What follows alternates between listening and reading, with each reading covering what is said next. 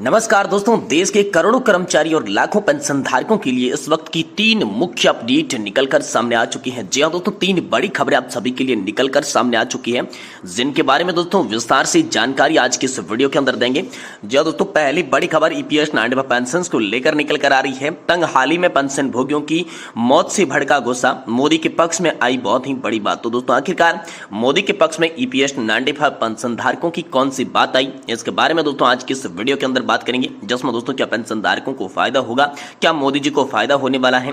साथ ही अगली बड़ी खबर बात दोस्तों यहाँ पर मिनिमम और हायर पेंशन को लेकर आ रही है। जी हां दोस्तों, सेवानिवृत्त कर्मचारी समन्वय समिति का ईपीएफओ यानी कि कर्मचारी भविष्य निधि संगठन और पीएम मोदी के खिलाफ फरमान जारी कर दिया जा चुका है।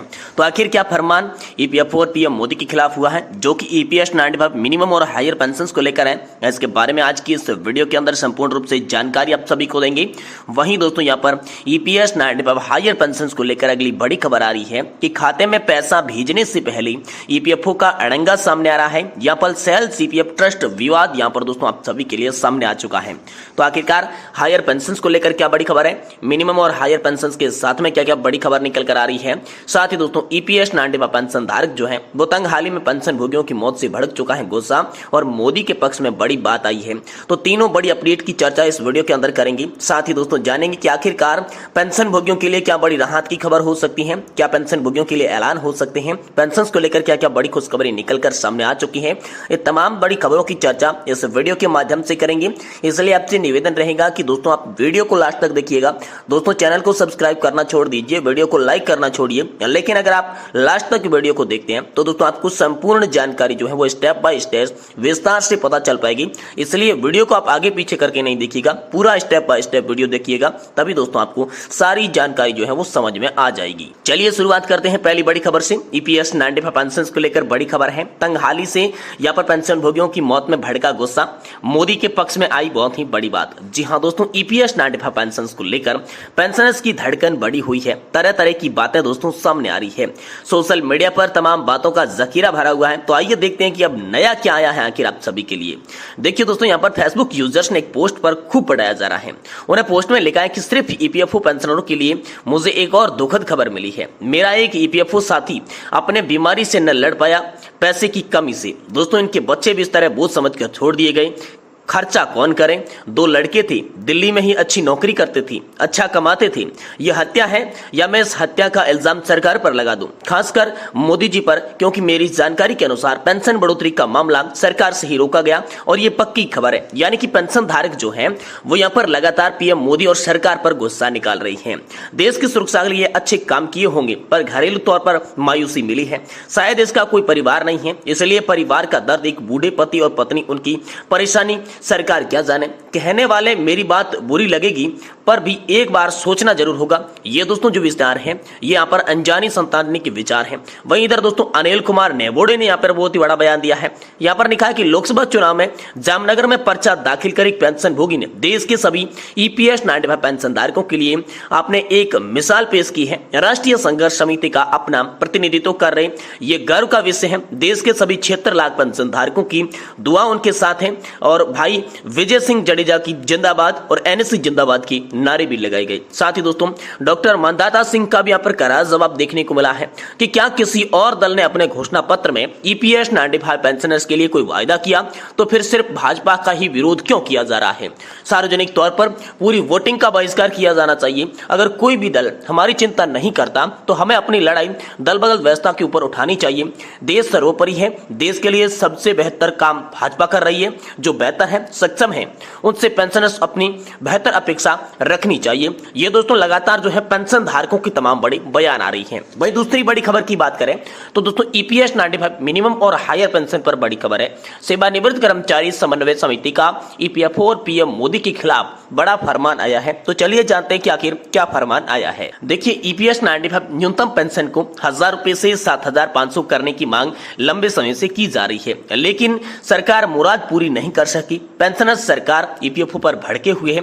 इसी बीच सेवानिवृत्त कर्मचारी समन्वय समिति ने बापू कुटी सेवाग्राम वर्धा में आयोजित केंद्रीय कार्यकारिणी बैठक में भारतीय जनता पार्टी के खिलाफ मतदान करने का निर्णय लिया है। जी हां दोस्तों, सेवानिवृत्त कर्मचारी समन्वय समिति के राष्ट्रीय महासचिव प्रकाश पाठक, सेवानिवृत्त कर्मचारी समन्वय समिति के राष्ट्रीय कानूनी सलाहकार दादा तुक्काराम झोड़े की अपील सोशल मीडिया पर तेजी से वायरल हो रही है। पेंशनर्स विलास रामचंद्र गोखवाले ने यहाँ पर अपील सोशल मीडिया पर पोस्ट करके की। उन्होंने लिखा कि ईपीएस 95 पेंशन भोगियों मित्रों, नम्र निवेदन और चुनौती और सावधान विनम्र भाव है। आप सभी के लिए 2024 का लोकसभा चुनाव युद्ध का विषय है। चाहे कोई भी कहे, कुछ भी कहे, हम पिछले 12-13 वर्षों से अपने अधिकारों की लड़ाई लड़ रही हैं। इस पर दोस्तों भगत सिंह कोश्यारी कमेटी की रिपोर्ट पर भी बात की गई। जी हाँ दोस्तों, भगत सिंह कोश्यारी कमेटी की रिपोर्ट 2013 में आई।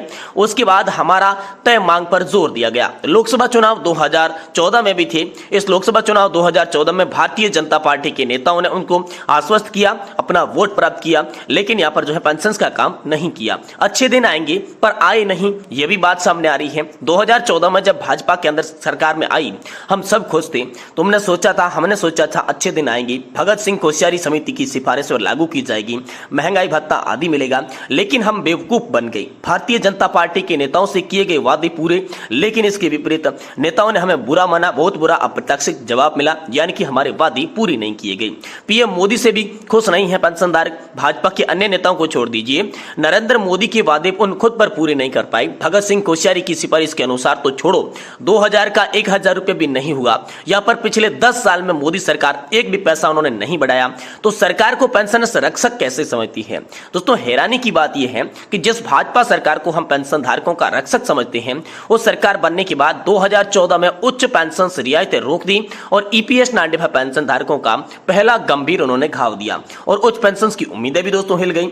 2016 में आरसी गुप्ता केस का नतीजा हमारे पक्ष में आया था। ईपीएफओ ने यहाँ पर 23/3/2017 को सर्कुलर हटाकर अमल की तैयारी दिखाई थी। हम फिर से खुश हो गए, हमारी उच्च पेंशन की उम्मीदें फिर हिल गई, लेकिन 31/5/2017 ने तुरंत ही एक और सर्कुलर हटा दिया और हम निराश हो गए। जीवन के अंतिम चरण में हमें कोर्ट जाने पर मजबूर कर दिया और इसी बीच केरल हाईकोर्ट का भी बड़ा फैसला आया। बाद में दोस्तों 12/10/2018 को केरल हाईकोर्ट ने हमारे पक्ष में परिणाम दिया। ईपीएफओ सुप्रीम कोर्ट गया, लेकिन सुप्रीम कोर्ट ने भी हमारे पक्ष में परिणाम 1/4/2019 को निकाल दिया, हाई पेंशन के रास्ते को खोल दिया। लेकिन इसके तुरंत बाद भाजपा माता पिता की सरकार ने हमारे देश के गरीब बुजुर्ग नागरिकों के खिलाफ सुप्रीम कोर्ट में विशेष याचिका दायर कर दी और यह मामला भी यहां पर रोक दिया गया।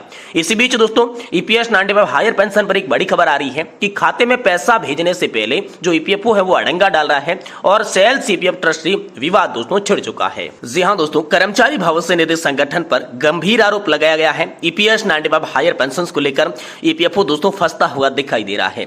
उच्च पेंशन की अदायगी से पहले ही सेल के सभी यूनिट सीपीएफ ट्रस्ट में विवाद हो गया है। इस पर ईपीएफओ ने गेंद दिल्ली के पाले में डाल दी है। इधर सेल प्रबंधक सभी अभी भी मौन साधे हुए हैं। दोस्तों ईपीएफओ का कहना है कि सेल के सभी पीएफ ट्रस्ट अधिक बेसिक डीए कंट्रीब्यूशन लिया है, कंपनी कंट्रीब्यूशन दिया है, जिनकी अनुमति उसकी नहीं ली गई, जबकि ईपीएस 95 के तहत हर तरफ से वेज लिमिट 15,000 के अनुसार सभी पीएफ ट्रस्ट में ईपीएस 95 के तहत 15,000 का 8.33% ईपीएफओ को अंशदान भेजता रहा है। साथ ही सभी प्रशासनिक शुल्क का भी भुगतान पीएफ ट्रस्ट की तरफ से किया जाता रहा है। साथ ही प्रत्येक वर्ष ऑडिट बेस से किया जाता है। यही वजह है कि उच्च पेंशन के लिए डिमांड लेटर जारी होने के बाद जमा पैसे को ईपीएफओ लौटा चुका है। लगातार चेक वापस किया जा रहा है, लाखों रुपए कर्मचारियों के खाते में वापस भेजे जा रही है। पेंशन की प्रक्रिया थम सी गई है। अब लोकसभा चुनाव के बाद ये स्थिति साफ हो जाएगी, ऐसा दोस्तों सुनने को आ रहा है। दोस्तों आखिरकार ईपीएस 95 हायर पेंशन की जो कंट्रीब्यूशन है उस पर विवाद क्या है, तो दोस्तों यहाँ पर सेल के एक वरिष्ठ अधिकारी ने यहाँ पर बात करके बताया कि ईपीएफओ अपनी मनमानी कर रहा है। ईपीएफओ कहना है कि 15,000 से अधिक बेसिक डीए पर कंट्रीब्यूशन लेते हैं, उनकी अनुमति लेनी थी। 8.33% पेंशन में अंशदान जाना था, लेकिन अनुमति नहीं लेने के कारण ये विवाद जो है वो छिड़ चुका है। इसी बीच ईपीएफओ हर साल ऑडिट भी करता है, फिर भी मौन क्यों रहता है पेंशन धारकों का, ऐसा भी कहना है। और ईपीएफओ ने एक बार भी इसके बारे में मेमो जारी नहीं किया। अगर ऑडिट करता है तो ठीक है, लेकिन इसके बारे में मेमो जारी करके सभी को बताना चाहिए। वैसा क्यों नहीं किया? जब हायर पेंशन देने की बात आई तो ईपीएफओ इस पर अड़ंगा क्यों डाल रहा है? इसे देखकर पेंशन धारकों में काफी नाराजगी है और पेंशन धारक लगातार ईपीएफओ पर सवाल उठाते नजर आ रही हैं।